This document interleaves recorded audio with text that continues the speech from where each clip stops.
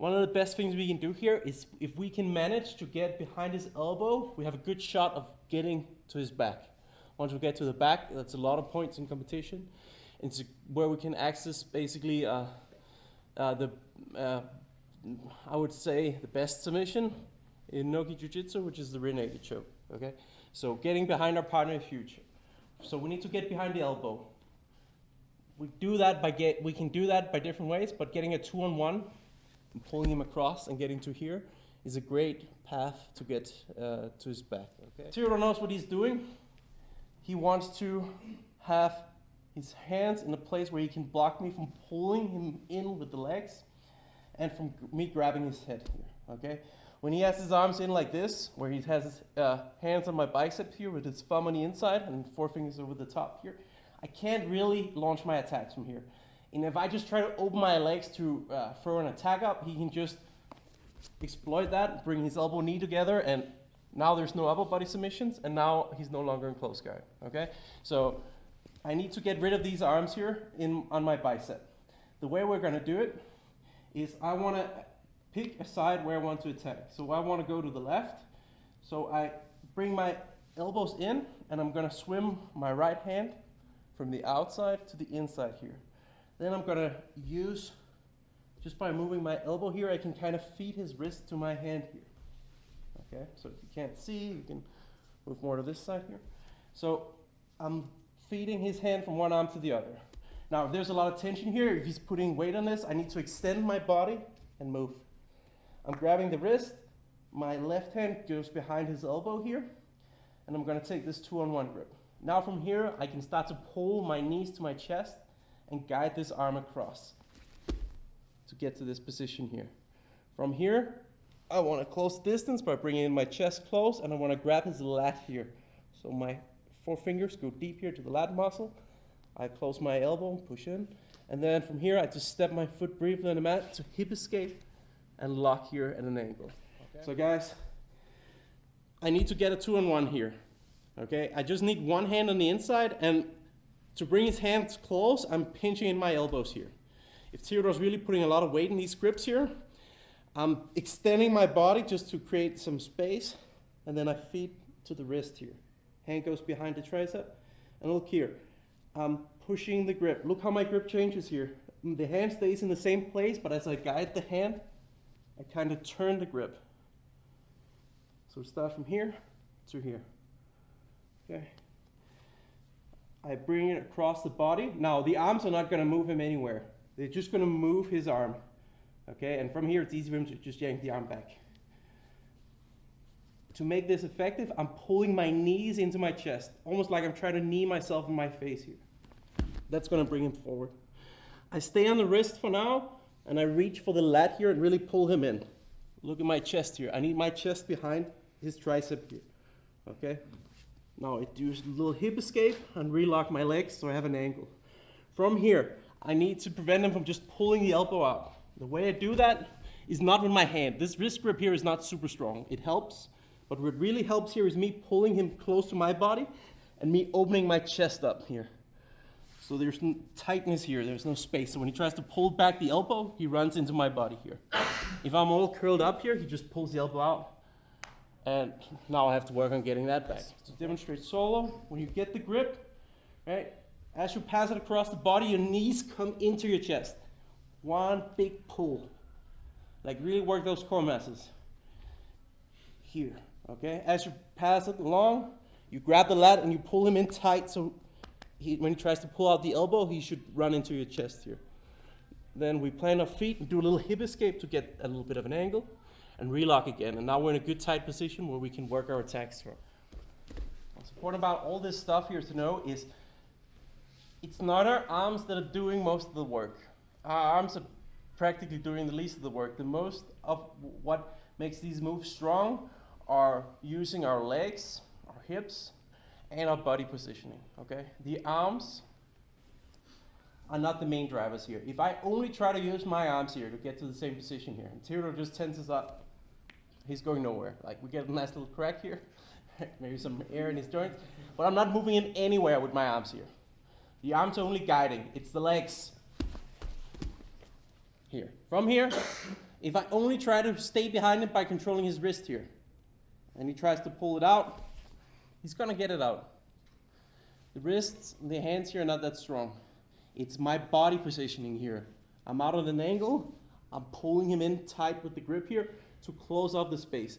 It's the fact that I have my whole chest here behind his tricep and I've closed off the space by tensing up my body. Okay, so if I'm just pulling here with my arms, he can still get the hand out. Okay, even if I have a good lat grip here and I have a grip on the wrist, he's gonna get out. It's when I bring my whole body behind it, I tense everything up. Now it's difficult.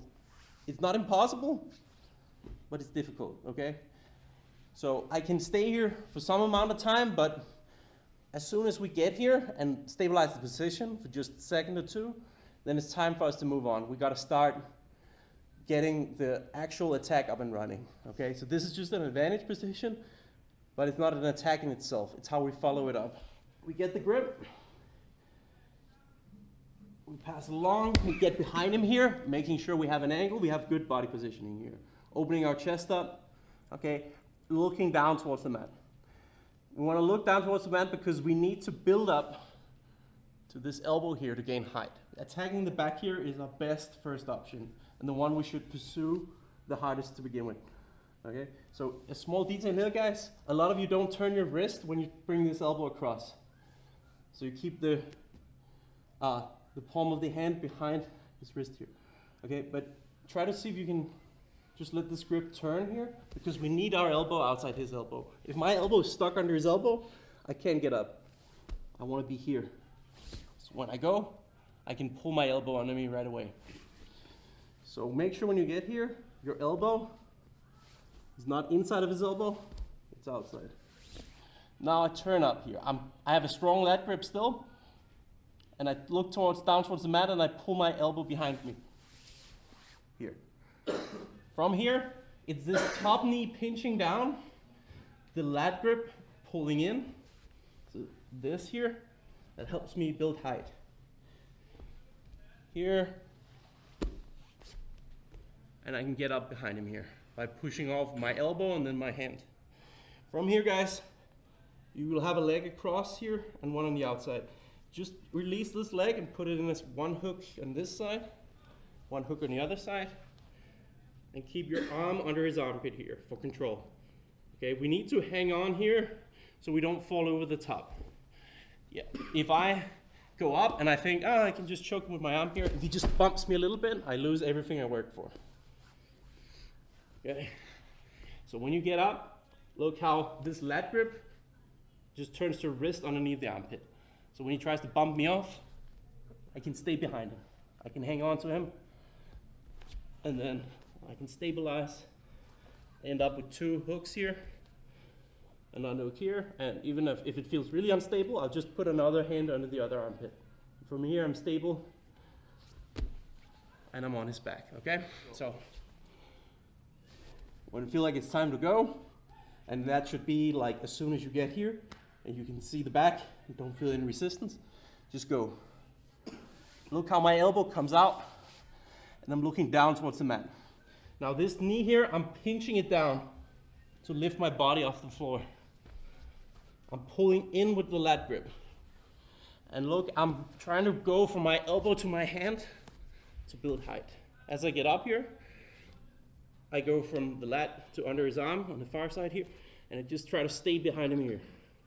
I already have one hook on the inside of his thigh over here, and I want to throw the other hook in on the other side. And now I'm on his back, okay? I can't look for the seat belt, but I can also look to just stay under both arms if the position feels unstable. The whole trick here is once you get that angle, right, start to look down towards the mat and bring your elbow behind your shoulder. Then you can prop up on the elbow. Then from here, I bring myself up by pinching this top knee down, pulling on the lat grip, and I build to my hand and turn up here. Under the armpit, you already have one hook in on his hips on this side, so you just need a hook on the other side, and then stabilize on the back, okay? So guys, when you're working this position, you should really hustle to try to get to the back. Okay. It's by far the best move, and it's that threat that sets up all the other attack routes we have. Okay, if we don't threat in the back, this position is not nearly as dangerous for Theodore as if we're actively trying to get behind him. Right. One thing he can do here, right, is for me to get this move to work, I need 3 elements. Okay, for the first element is I need to get behind his elbow. Okay, that's number 1, the elbow. The second is I need a good angle on him here, right? I need the hip escape and angle my body so I can climb to his back, okay? And the third one is height. I can't get to his back if I can't get my head and then my hips higher than his. Okay. So what he wants to do is he wants to, of course, counter these 3 elements. Okay, if I can never get behind the elbow, I can't hit the move. If I can get behind the elbow, but I can't angle myself out here, right? I can't get the angle. My hips stay square with his hips. I can't get to the back. And if I can't get my head and my hips higher than his, I can't get to the back, right?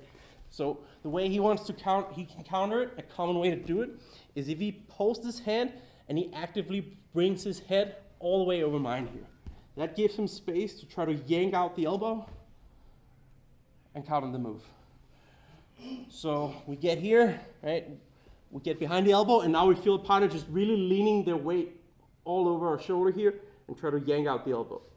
Okay, if he manages to do so, of course I lose the move. But we have a good chance to hit a flower sweep when he attempts this. So as I get behind here, I keep a tight lat grip.